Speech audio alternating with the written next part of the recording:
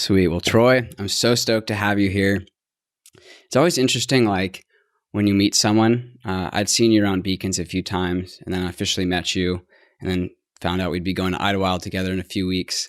And I felt like drawn towards you. I was like, oh, this guy just has this very like zen-like, but like interesting energy. And then as I've gotten to know you and researched you for the podcast, I'm like, dude, you have lived a full life from surfing to Volcom, coaching, your health journey, and everything, which I'm so excited to dive into. So first, I'm stoked you're here, man, and I've been wanting to dive deep with you, so I'm stoked we're making it happen. Hell yeah, I'm super stoked to be here. Appreciate it. Yeah. Appreciate the offer. Yeah. And so I'd love to know just a little bit about like what your life was like growing up and how surfing kind of got into the picture. Okay. Growing up, well, where do I start? I was all over the map as far as places I lived, from a very young age. I was actually born in San Diego and then really quickly moved up Northern California, where I bounced around a bunch until I was about 10. And then I ended up in Southern California from 10 on, basically. Living. So how I found the ocean was when I moved to Lake Forest, which is a little bit inland from like Doheny, Dana Point area. Gotcha. And, I up until that point, I'd probably been to like Santa Cruz and maybe a little bit of like Ocean Beach, but really young, like San Francisco, and just remember sort of seeing it, but not, being yet too young to really like understand what was going on actually. And it wasn't until I came to Southern California where, about 25 minutes from the beach there in Lake Forest. So maybe even Laguna is probably where I saw like real ocean waves prior to that. And I just resonated in a crazy way. And I didn't really understand it at the time. And it wasn't until my dad got me my first surfboard when I was 10 years old. And apparently I was like asking him for one. And I think I maybe a boogie board a couple times prior to that and just getting the feel of the ocean. And so he got me this like twin fin San Miguel surfboard that was actually bought at Encinitas Surfboards. No way. Yeah. So it's full circle. That is crazy. Yeah. So brought me this board and it was just like, whoa, holy shit. Like, okay, now it's time. And ended up going to, my mom would always go down to Doheny just to hang out on the beach, and no real surfing background on both my parents' side. Like never, my mom surfed like a couple times when she was younger, but not often. That's so funny. Cause I look at you and I'm like, this dude seems like he's been surfing out of the womb, No, not at all. Like not at all. So ended up just learning to surf at Doheny and I was hooked. Like just that's all I wanted to do was just get to the beach. And luckily, it's funny, I say luckily, right around that time was when my parents got divorced. And around 10? Around 10 years old, yeah. And so my mom ended up moving back down to San Diego with her new husband. And then my father moved up to Huntington Beach, so like Huntington Harbor area, so North Huntington Beach. And then I was way closer to the beach now. I was probably like 1.5 miles, 2 miles. And that was when it really like kicked into high gear. I met a bunch of friends that surfed and then it was just like on the bikes, like just charging the beach prior to going to school. And I mean, that was where it all really started for me. It was when I actually like this is something that's going to be a part of me for the rest of my life for sure. Wow. And at what point did you start taking it seriously in terms of getting sponsored and professionally? Yeah. So, I mean, probably around the time I was 8th, 9th grade, it was the time when it was really starting to like become more serious thing. And I was getting rides with friends to contests, and I started kind of the contest journey around that time and just loved the camaraderie and loved the competition side of things, and ended up doing pretty well in the beginning, and then ended up getting on the NSSA national team. So NSSA had a national team, air quotes, and they did that for many years from like the mid 80s or maybe even before that for a long time, all the way into probably the early to late 90s, and then they stopped it. But anyways, I was on it for 2 years. and got to travel and do a few things with them, which was really, really cool. And sort of hone my competition skills around that time. It was really when I was sort of peaking. So yeah, it was really contest scene for me. Amateur was around the 14, 15 to about 18, 19. And then, then took it from there. Yeah. And I know you have that decision you told me where it was either go down the pro surfing route or start this clothing company with two guys who you looked up to. And I'm so fascinated by this when you're looking back on your life and like connecting the dots. But where were you? Do you remember like where you were at your life and what guided you to make the decision that you did? I mean, I was just, so I'd moved from Huntington to Newport, and that was really, again, it was funny because there's all these like levels, I feel, but it was another like level up for me moving to Newport, just from like the waves of Huntington being kind of mushier and just like slower pace. And then you get to Newport and it's hollow and it's like a whole different type of surfing. So it like completely upped my skill level like quickly. So yeah, I moved there when I was a sophomore, and then around senior year is when sort of this whole, the Volcom thing kind of came into my world. And I mean, I was just about to graduate from high school, barely, like not a school person at all. Like I just wanted to go surfing, honestly, the whole time. And so scraping through kind of my high school career, and I was writing for Quicksilver. So Richard Wolcott, who's the founder of Volcom, alongside Tucker Hall, who's the co-founder. They were the two that started the company. He was my team manager at Quicksilver, and then he quit. And he just approached me and was like, "What do you like? What's up? What are you doing? I got this thing going on. I'm starting this company." And it was literally in his bedroom. And he's like, "This is the name. It's Volcom. And here's a sticker." And there was only stickers then. Wow. And maybe actually, I think they had a couple t-shirts going at that point. Like they were just giving away. They weren't selling anything. So I was like, either I'm gonna try and go this full pro surf route with Quicksilver, getting my very modest small check, and there was a definite road there, a potential road, and then there was this other complete, I mean, they're both unknown, but the Quicksilver one was definitely the more safe one. I thought, it was like, would have been, oh, well, Quicksilver is this established brand. They're huge. Like they have the resources, and that's the safe route to go. Yeah. For some reason, I went this totally unknown, unconventional, unproven, just no idea what was going to happen route. It was because I really looked up to Richard and liked him, as a mentor and, as an employer, I guess you would call him at the time, but he was a sponsor, you know? So I just really resonated with him, and that was really what pulled me was him. Gotcha. And I'm always fascinated by decisions like this. Was it something that you like took like months to think about, or was it? Honestly, I think it was like right on the moment, right Wow. then and there. It was just like, yeah, I'm down. You just knew. Yeah, I just knew. It was a knowing. And also my dad, I remember after the fact, my dad was like giving me shit for he was like, what are you thinking? Like you got this Quicksilver thing and you're just going with nothing. And I'm like, I don't know. I'm just going, this is what I feel. I just want to go this way. And I was 18. I didn't know what the fuck I was doing. Yeah, that's mind blowing. And like looking at all these companies now, I mean, Volcom is basically like a household name. But what were the early days like? Like because I know you ran marketing from like zero to, whatever, but what does that look like in the beginning? Controlled chaos.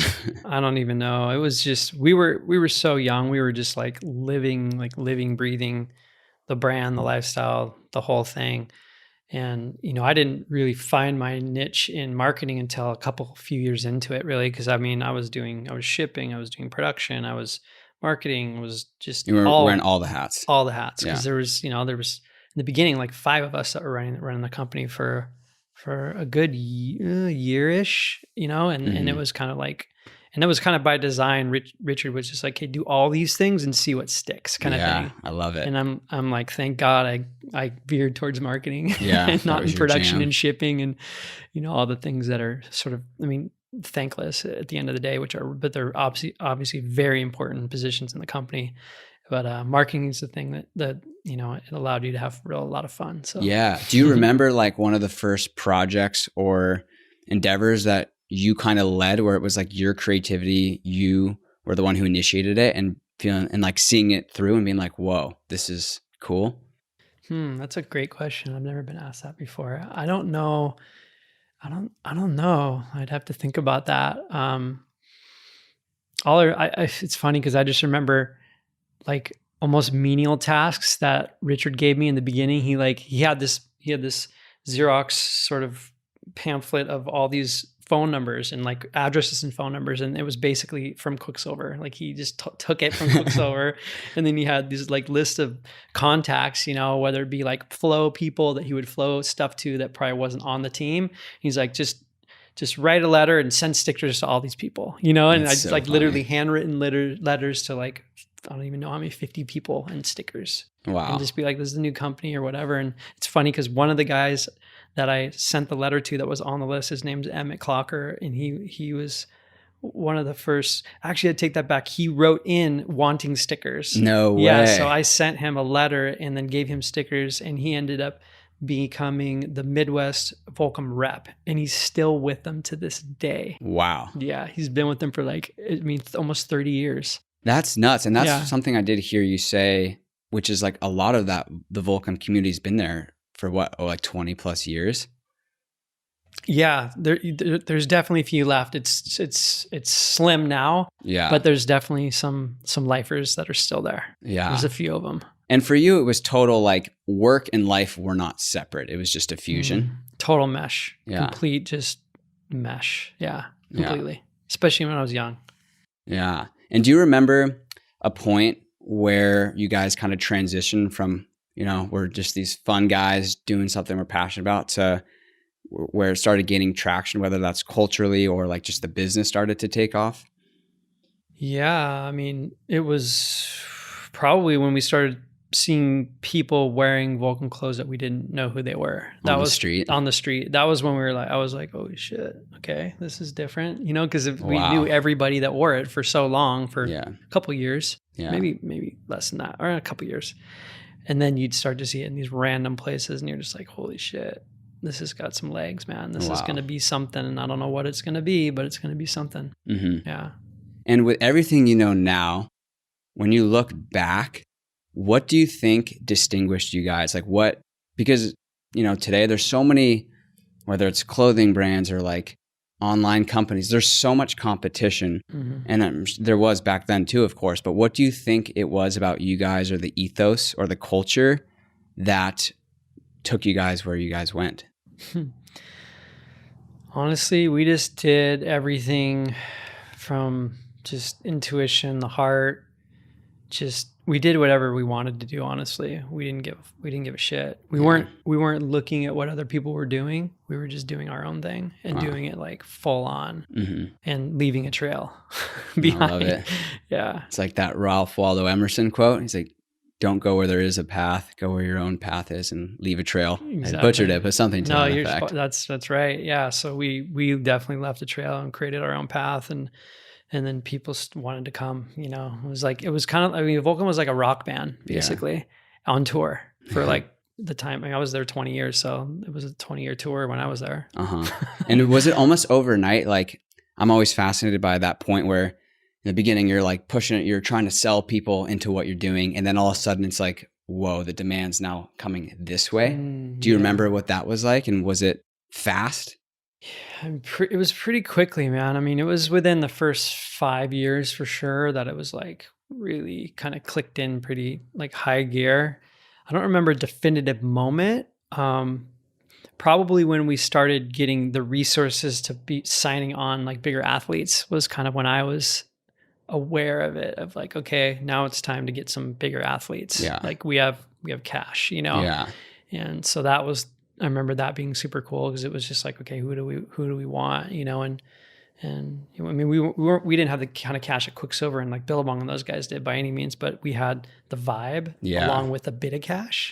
So it was like we had enough to lure the right people in that were just into what we were doing, and they would take a cut to be a part of it, and it paid off for a lot of people. Yeah. Yeah, the vibe is everything. Yeah. And you've had the chance to like travel, go on tons of surf trips, snowboard trips. Is there anyone you met along the way, whether they were an athlete or just someone involved in the journey, who really like resonated with you and made an impact in your life, or just kind of had an energy about them that you kind of carry with you to this day? I've met so many people that have been inspiring in my life. To boil it down to one person would take some thought. Yeah. I mean, yeah, all over the world, like just all over the world, man. I mean, amazing cultures, amazing, I always loved going to France, loved spending time in Hossegor. Great people there. Tavarua, Fiji was, the Fijians. So it's funny because that's not directly Volcom, but it's like, it is part of Volcom because we spent so much time there. The Aussies are amazing. Like all the guys that ran Volcom Australia back in the day were amazing. And just, yeah, man, so many cool people. A lot of cool people along the road. Wow. Yeah. I can't imagine. Do you have like you said France was one of the favorite places you went. Did any culture or place you went like stand out to you where it was just vastly different from like anything you'd experienced before? Yeah.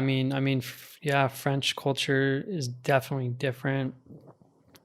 Fijian culture is definitely different. I mean, they're all different in their own cool ways, So, I found that I just enjoyed all kinds of different cultures. I love going to Japan too. That was amazing and so fun. Yeah. And just immersing myself in just the different, things going on in their world. It's just like such different worlds, yet so connected. And it was just really fun to just work with people through Volcom and, helping them sort of see our vision, and then we see their vision and how it all matches, and then seeing different markets and what resonates with them and the different trends and different things they have going on, their ideas. So it's always fun to go all over the place, honestly. Yeah, that's sweet. Yeah. And what was the point, or maybe it was like over a period of time, where you felt like you were ready to transition out of Volcom, or like what kind of led up to that? Yeah. So, I had been there for about 18 years, and I sort of had this thing in my mind where I was going to be at the company for 20 years. From 18 to 38 is what ended up happening. Wow. And a couple years prior to that, like mark of 38 years old, I was starting to get a little burnout, because it just, we'd built such a freaking amazing company, and just internal energy, external energy, and the creativity was still flowing, although there was just a lot of work on like being a manager, being a director, right? It's like there was just so much coming at me from all different angles of just, stuff with employees to whatever, upper management to lower. It's just the creativity was just not flowing like how it used to be. And I felt stifled with my creativity. So that was really what was the big thing for me, was just, not doing what I really felt like should be and could be doing at the company at the time. So that was kind of what happened. And it took me a couple of years to sort of like get the, wherewithal and the balls actually to like leave, after 20 years. That was your identity. Like you didn't know anything else. Yeah, it really was. And it's funny, even to this day, I'll have people be like, how's Volcom? Like, dude, I haven't been there in almost 10 years. You know what I mean? So, so it was just a lot of that sort of thing. And then I felt I got it to a point where, cause there's the recession and all that stuff, which was gnarly for everybody in 2008. Cause you guys went public around the recession time? 2005, right before. When it was like freaking going crazy is when like the market, everything was going off. And like, what was that like for you? Kind of all of a sudden getting in, like your guys are worth a lot of money all of a sudden, maybe not all of a sudden, but like on paper. Because I heard you say something in another interview about, and this fascinates me too, like it's one thing to say, oh, if this happens, I'm going to remain grounded. But how do you like control your ego when, like such a quantum shift like that can happen? Super challenging. Yeah. I learned that the hard way for sure. And I feel I've been pretty like good about just having some sort of humility in my life. And that at that point was definitely like, I found myself checking myself. Wow. Yeah, I didn't go out and buy a bunch of cars and do a lot of stuff that some people do when they come into that kind of thing. But I did, I bought houses and did all that sort of thing. And, then the 2008 thing came and just crushed everything. And it was just like, watched a lot of stuff just dwindle. And it was gnarly, Wow. And, yeah, you're not prepared for it, man. You're just not, and when it happens, it's just a trippy thing. It was literally overnight. Like it was Really? Yeah. I mean, there was no warning signs. No, we're working up to going public. Gotcha. And, being in the executive team, I knew about it for price. I mean, we worked on that for almost a year probably prior. So I knew about it for about a full year. Yeah. But like one day you're private and the next day you're public, so absurd. it's freaking intense, and only a handful of people know about it. So it's like the next day, it's like your whole company knows about it. The whole world knows about it. And then it's just like, holy shit. Yeah. And that's got to change, like, especially from everything you've shared about the company, it's such like this culture, this vibe, but then all of a sudden there's like shareholders involved. Yeah. And that's going to change the dynamic for sure. Yeah, it really did. And we went public, and then that whole, the whole shareholders and that whole thing. And then, then the financial crisis happened, and that was a whole nother shit show.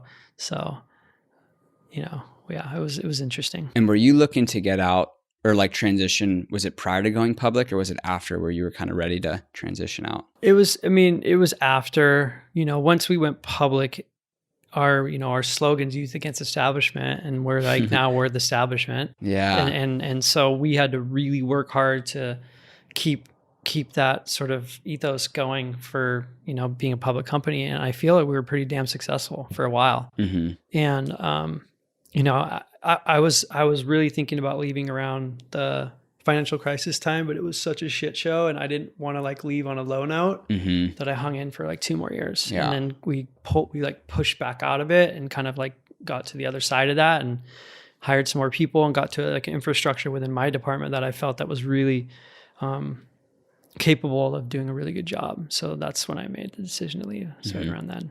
And what did you know what you wanted to do next, or was it just like, I'm taking some time off? Or all I knew is I was moving to Kauai. So I up and moved to Kauai with my two young daughters, and then my wife at the time who was 7 months pregnant. Wow. Yeah.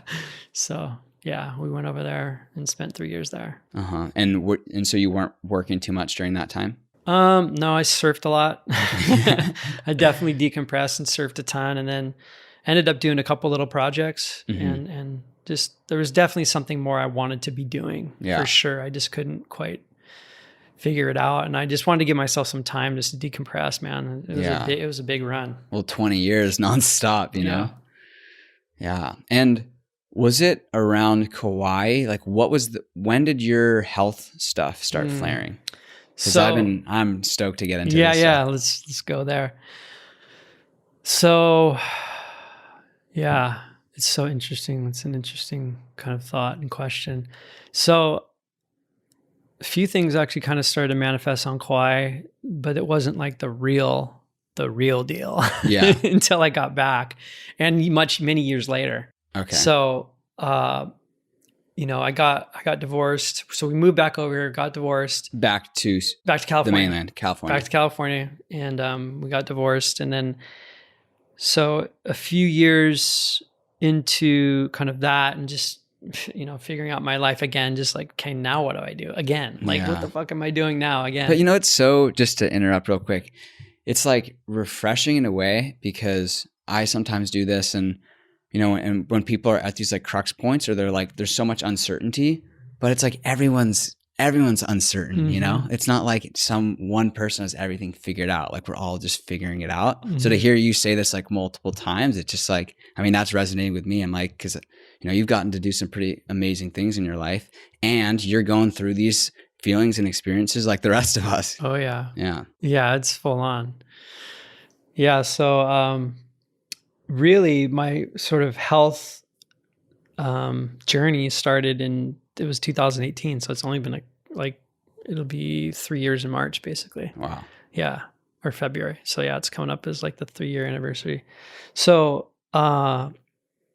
yeah, so I started another clothing company. I started a men's yoga clothing brand. It's called Kozm, and started that kind of just because it's what I knew, like clothing. And then of course, a couple years into it, I'm like, why am I in clothing again? What am I doing? Wow. So around that exact time was when I was like, I'm not into this. I'm like, this isn't making me happy or fulfilled or whatever. And then I was in a relationship with another person, another lady for a couple years, and that was ending at the same time as that other thing was ending. And then there was like some depression, some midlife crisis stuff creeping in. So it was just this perfect moment of just fucking despair, honestly. Wow. And just not knowing what the hell I was going to do next, truly. And then all of a sudden I just like, I was in the grocery store in San Clemente and basically with my middle daughter and almost like passed out, just like almost like fell to the ground. I just like caught myself and I came to and I'm like, what the fuck's going on? And then it happened again. And then I just walked outside and then I called my doctor friend and I'm like, am I having a stroke? Like what's happening right now to me? I don't know what the fuck's happening. And he's like, I think you're having a panic attack. And so it was really the first panic attack I had ever had in my life, but that was the trigger. That was the thing. That was my indication of like, something's really off right now. And did you have like little warning signs in the months prior? Like at least from the mold, which we'll get into. No, not so much. Gotcha. It was literally just such a freaking Because mine was hit. overnight too. Yeah, but most people I talk to, it doesn't seem overnight, which is why I was curious. Yeah, interesting. No, yeah, mine was, I can literally look at a definitive moment, which is being in the grocery store. Yeah. And then it was like days later. So I was going into a yoga teacher training like about a couple weeks later after this whole thing happened. And I'm just like, dude, I don't know what's happening. Cause I started to get tingling in my legs. And then like the brain fog was kicking in. It was like the mornings were okay. And then like 11 o'clock, it was like brain fog for the rest of the day. Was it like that every day? It was for a few months. And then it was like all day, every day, all day, every day. Wow. And so yeah, just not knowing what's going on, and when all that stuff starts happening, you're like, am I dying? Am I going to die? Like what's happening? Is my body just like rotting from the inside out? Yeah. Especially when you've been healthy your entire life, and you were always health conscious? Yeah, very. I mean, for sure, a lot of abuse at Volcom from, the alcohol and just the partying and stuff. I mean, that was just like, our life was like like I said, a party, one big party rock band traveling the freaking world for 20 years. Yeah. So there's a lot of accumulation there for sure. And then just accumulation just from other, childhood stuff all the way into present sort of through my divorce and whatever, just different things. And then also I'm like an erector set. Like I have like metal and pins and stuff all over me. Wow. From surfing, motocross, snowboarding, you name it. Yeah. So I'm like kind of a shit show. Yeah. So, but yeah, that was the beginning of my health journey. It was right around that time. Yeah. And prior to that, were you into meditation, mindfulness, breathwork? Yeah. So in 2006, I was introduced to yoga in 2006. So my sports therapist recommended it to me for my other injuries. He's like, you're locked up. You need to try yoga. Wow. And so that was the thing that I didn't even know what the hell it was, back then. And then when I did it, I was just like, holy shit, this is incredible. And I was like doing it in the middle of the day, at lunchtime. And then I would go home and do it in the middle of the day with my wife at the time. We do an hour practice. Then I go back to work and I was just like, felt so good. Wow. And just finally was like clear. And so it was just like, I looked forward to it like every, week. We were doing just like every week. So that was my introduction into like mindfulness and this whole world, yoga in the world was in 2006. Yeah. Gotcha. Yeah. And so you're having all these health things starting to come up. I'm guessing similar to what I experienced. You're going to the doctors, you're getting the tests. They're telling you everything's fine, or like for me, they told my doc kept thinking I was just stressed out or, oh, it's going to pass in like a week or two or a month. And like, I know my body and I know something is not right. Mm-hmm. What was it like for you to finally figure out, like, how did you uncover that, puzzle piece of like what mold essentially? Totally. Yeah. Well, so same thing. I mean, I started to have more panic attacks too, just only because I was scared, like not knowing what the hell is going on. Mm-hmm. And so I went to, Western doc, and he actually said it was a sinus infection and like gave me like steroids, just gnarly.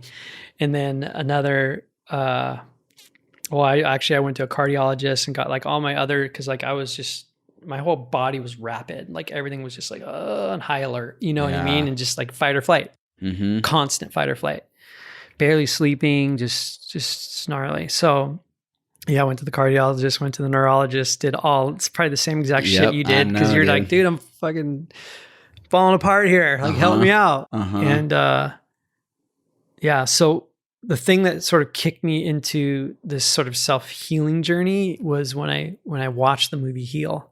And it was literally, it came out that year. Like it came out it wasn't even on Netflix by then. It was like you had to buy it or whatever online. Yeah. And it came out in 2018.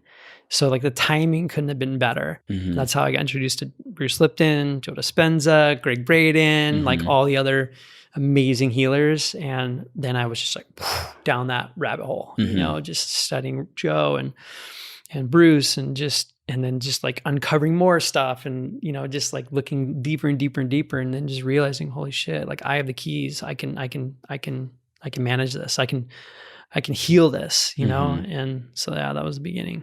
Yeah. And one question I had for you based on all this, and it's kind of like a triggering question that I don't ask a lot of people. Mm-hmm. And I mean, we sat in plant medicine ceremony, which I want to talk about later too. But one of the insights that I had, I mean, even before that ceremony, is a lot of introspection is seeing, for me, and my belief is that while yes, there is a Lyme or parasite that my body is healing from, it was like an emotional pattern that I've had my entire life that I can see it, I just understand how it's driven me. And then over time that created the space in my immune system for it to be open to that coming in. Mm-hmm. Why that I say is triggering, because that's basically saying you were a part in creating it. And of course, I don't think anyone with any illness ever is like consciously like, I want this. It's not that you're consciously, but my question for you is, do you believe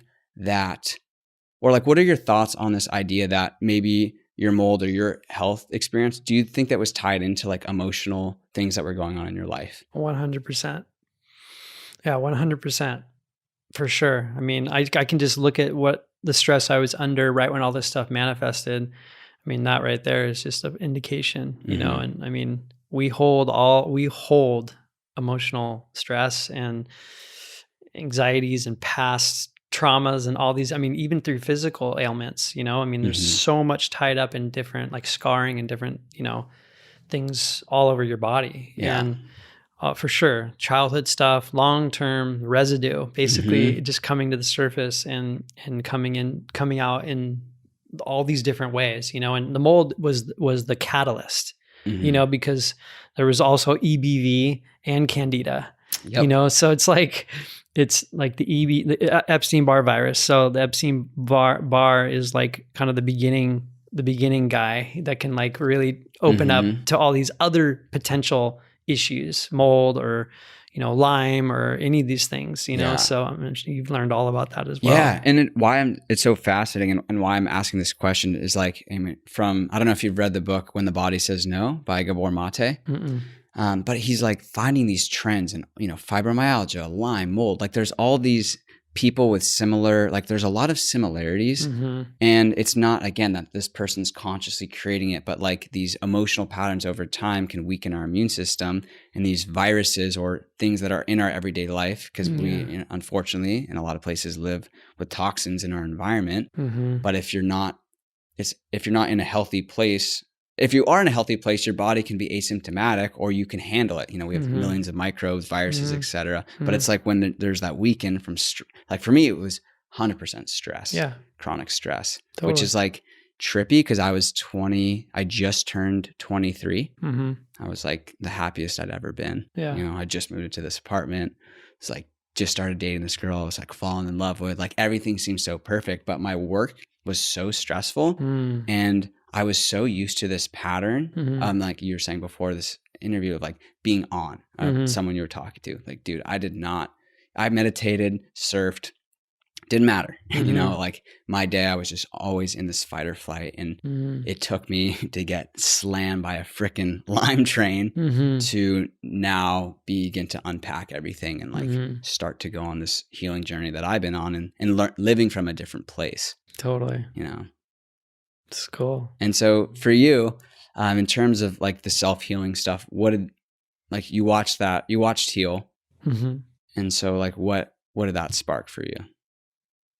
Yeah, I mean, I intuitively knew that I could heal myself, but it was just the real catalyst for me was just seeing all the different people in it that have had like stage 4 cancer, and you know, with a little bit of help from the right type of people, are able to go inward and literally heal your body just by, I mean, a lot of it's thought alone, as Joe Dispenza would say. Yep. And yeah, it gave me the power back is what it did, versus like giving away my power to doctors and just different people. And so that was it for me. Yeah. And did that show up in like a practice of like daily yoga, meditation? Yeah. Like what did that? I mean, yeah, definitely some long meditations with Joe Dispenza for sure, of just, you know, connecting the quantum field and,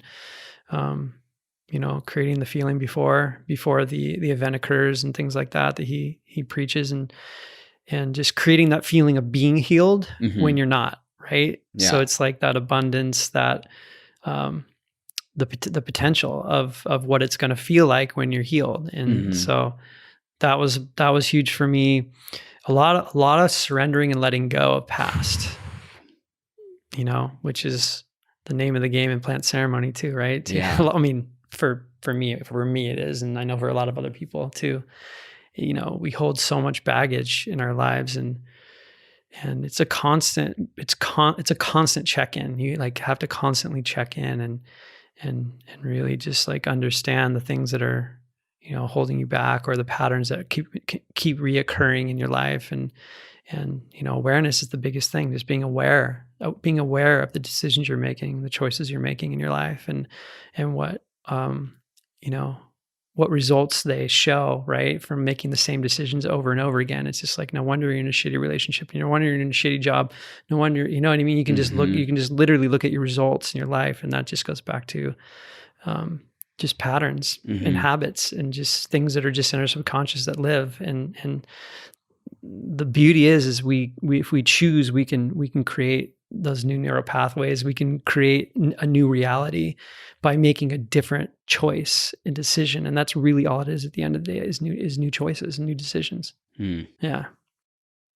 Yeah. You just said a bunch of crazy stuff. But one of the things, dude, and this has been, I mean, you were one of the teachers for me, and I told you this, the whole ride the wave motto, because I've always been someone who's like very much like a doer. So like prior to that ayahuasca ceremony, I mean, I had done physically like everything I possibly could.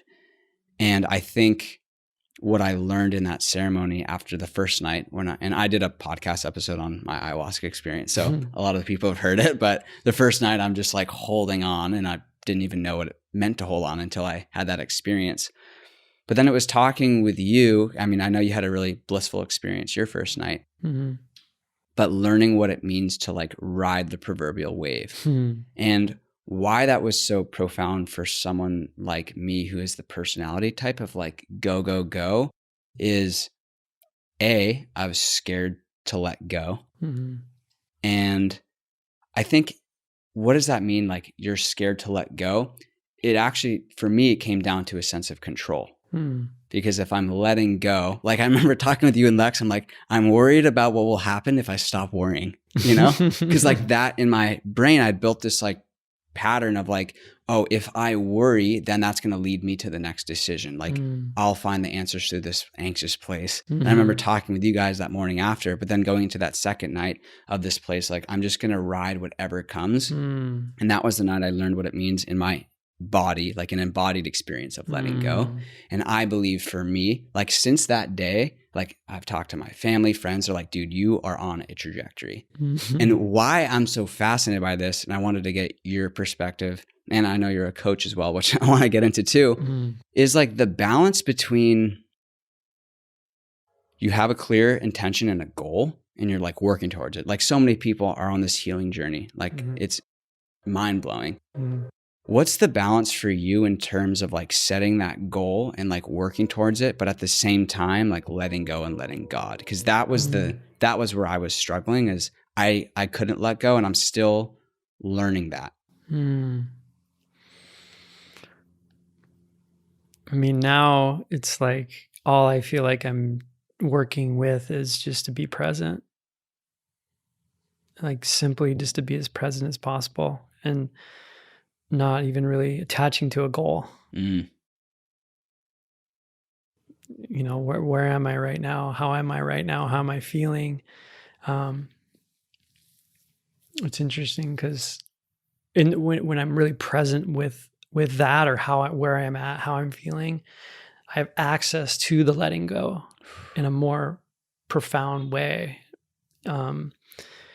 I can really be attuned to like my energy that's flowing in my body and what's coming up for me, physically manifesting, emotionally manifesting, to where I can only be where I'm at right now. I can't be in the future. Definitely can't be in the past. So like, where am I right now? How am I feeling right now? Can I really tune in to that emotion, to that physical pain, to whatever it is, and make peace with it, let it go, send it off with a freaking high five and a hug versus like a fuck you. Yeah. You know what I mean? Because all this stuff is here for a reason. There's a reason that you got Lyme. There's a reason I got all my stuff, you know? It's just part of this life journey. So yeah, it's interesting. I don't really have a goal. I don't have goals in it. I'm just here, just doing what I can right now, just drinking water and tea and on this podcast with you. Yeah. Well, dude, it's so funny because after my profound realization of letting go, I started reading the book Letting Go by David Hawkins. I don't know if you've read that book. And it's the same thing with Joe and like all these mystics say. It's like when you're so grateful for what's happening, that's when the healing happens, because you're not thinking about it. And that's essentially kind of like what you're saying. And that was the shift, I think, pre-ayahuasca to post, is at least that I've noticed in myself. It's been about a little over 2 months now, is I've noticed like, dude, pre that ceremony, every day, my focus was just like, when am I going to be better? And now I'm just like living my life. Yeah. And it's getting better. And I catch myself like, I still have that come up, you know, it's like, oh, is this going to be like this like a year from now? But it's just gone down so much more. And how are you like feeling in your body? Yeah, I'm feeling pretty good. I mean, I feel like my energy is coming back slowly, you know? And I mean, I can go out surfing and have like really good surf sessions and like surf at the highest ability I feel that I have right now. So that's always a good indication. That's sweet. Yeah. You know, I mean, just where I'm at in my life, like I feel like I can still like tap into that. And it's cool because that's like a barometer for me, or you know, of like how I'm doing, is when I can go out in the ocean, have that energy and just really be connected and just do that. So yeah, overall it's like, it is what it is. It is what it is, man. Like, you know, it's like here, it is what it is, and just keep going. Just freaking keep going, man. There's not more. What else can you do but to just continue and keep going and be curious? What if you were just curious about your Lyme? What if I was just more curious about what I have going on, or had, you know, what's coming up right now for me? Yeah. Versus like make it be this big thing of shame and guilt and fear and, you know, like the rabbit hole that we love to go down and try to fix everything. It's just like, first of all, you're not broken. I'm not broken. There's nothing to fix. Right? Yeah. How's that feel? It resonates, and it's fascinating for me, like the stages of healing, like for me, I mean, I feel the best I've been since this whole journey, but um, and I was like consciously aware of a lot of these things of like, oh, this is, I was open to this experience being a gift and teaching me all the things, but it took me so long to get to a place where I actually believe it, if that makes sense. Yeah. Like I had to go through the ringer and the same loop like over and over again until, the shift happened. And it's, like I said, it's a continual thing every day to choose. Totally. Yeah. And what if rather than a belief, it was a knowing? Yeah. I think that's deep down.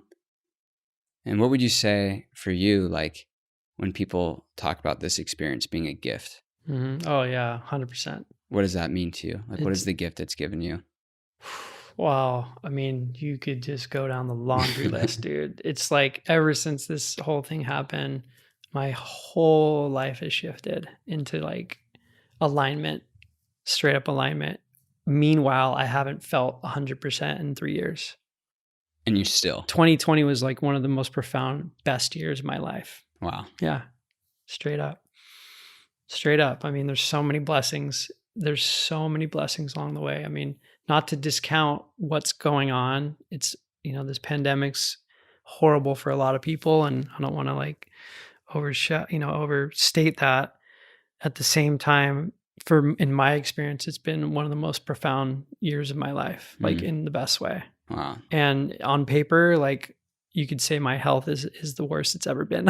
You know what I mean? Yeah. But that perspective, dude, like that's what I think I'm most like intrigued about you. It's like, it doesn't matter externally. Like you've created and uncovered this knowingness in place within yourself. Yeah. And that's, I think, the magic that we all have available to us always. Always. It's always there. You can always connect to it.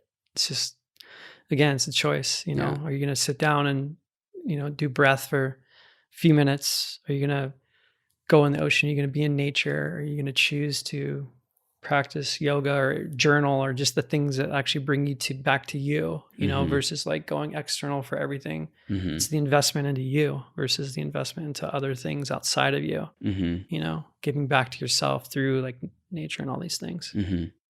And I know you're a coach and I want to hear a little bit about, what got you into Radical Voyage. But one question I had is I feel called, like I've known this, I think I shared this with you recently, is like I dropped out of school and I just basically became a mentee for a bunch of coaches. Like I just worked under a lot of coaches. And I know for me, like that's something I see in my future. I'm not super called to it at the moment. Yeah. How has your health experience allowed you to be a better coach? If you believe that is a true statement. I think that's it's just the vulnerability that I have for like with myself in my coaching, I think can help other people, of just whether it be through health or whatever it is. Like, I mean, I have some life experience to sort of reflect with and, with my clients and whatnot when it's needed. And, but even more specifically about like the healing journey, it's for sure a power. I think of it as a major power in my, it's the power tool in my toolbox. Yeah. You know what I mean? I can just it. bust it out when I need to. And it just really, it's been great, and it's truly the thing that got me into coaching was this whole healing journey and just like being completely off, Wow. Yeah. Isn't that funny how it takes you on the path? Yeah. Yeah. And truly. I know you coach both men and women. Do you notice like a common thread? Like what would you say is the biggest difference between coaching men and women? And maybe another way to word it is like, do you see a common thread of like what a lot of collective men face versus what a lot of collective women face? Like, for example, like I am not enough, if that, like that type of, thing that people are experiencing, or is it all across the board? Yeah, a lot of it varies. It's funny because it's like kind of like the human condition, right? It's like there is a lot of like I'm not enough, and oh gosh, all kinds of different things. I mean, the women, it's funny because I was, I was doing the women's group and then I had the men's group at the same time. So I was able to sort of like Wow. check the polarities on The that. dichotomy of that, dude. So cool. The women they freaking go for it, man. They like, if there's tasks or different like homework assignments or different things that like, well, I'll put out, or, just different assignments or whatever it is, they're just like on it, like super on it. And men are kind of lazy. Really? we got to be like pulled the water, like it's pretty funny. Yeah, I don't know, man. Seriously, there's a lot of similarities, more than you would maybe think. Yeah. And it's just, a lot of just trying to fit in, a lot of wanting friends. Community's huge. Dude, I can imagine now more than ever. Yeah. Especially. Community's massive. And, with the women too, that's the one thing that, like I did all these testimonials and they were like, I came into this thing not really knowing what to expect. And I walked out with like 7 lifelong friends. Wow. Like I have a community of people that are like-minded that I can share whatever the hell I want, because they went on the 6-month journey of being completely vulnerable, and it's like, you hear it over and over, like, I don't have anybody in my life I can talk to like this, so that's healing. And so yeah, that's really cool. The women were really like, they're so tight still, that's epic. And men too, for sure, but it's just different. The women have that different bond, than the men do. The men have a different style of bonding, which is really cool too. It takes a little bit to like chip down the iceberg to like get, you know what I mean? To get to the vulnerability. Dude, it's programmed deep, man. Yeah. Oh yeah. I actually did a mushroom journey this weekend with some friends, and pretty much this was like the first time. I mean, I was intentional about it, but I almost, since with my health stuff, if I'll choose to do psychedelics, I'm like very intentional. And this was like, I just wanted to kind of like laugh and have some lightness. And it wasn't like a high dose, and I was some buddies. And with my health stuff, and I don't know if you remember this, but both nights after, I broke down crying. I was in so much pain because they take a lot out of me, like just physically where I'm at, like to go through such a profound experience. And it's a lot of my body, mentally. And these are 2 of my best friends and another guy who's just like a very like open-hearted guy. And I wanted to cry, dude. Yeah. I wanted to cry. And I was like having stuff come up because it was like, I could see that I wasn't allowing myself to cry. And then my buddy, he started to cry about something he was going through. And I was starting to feel this interesting energy in the group, because the first half, I'd never laughed so hard in my entire life. It was like pure medicine, just laughing with these guys.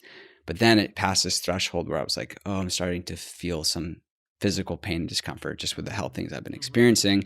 And I was like, the same exact pattern that I was struggling with in Idlewild, which was like, I just started getting in my head, and instead of just feeling the pain and like letting the tears come out, I was like, oh, I don't want to like ruin the vibe these guys are on. Like, and then all it took was my buddy to be vulnerable, and he opened up about something he's been going through, cried, and then I got to open up. But I was like, man, like reflecting on it, I'm like, wow, the way out of that experience was just to release.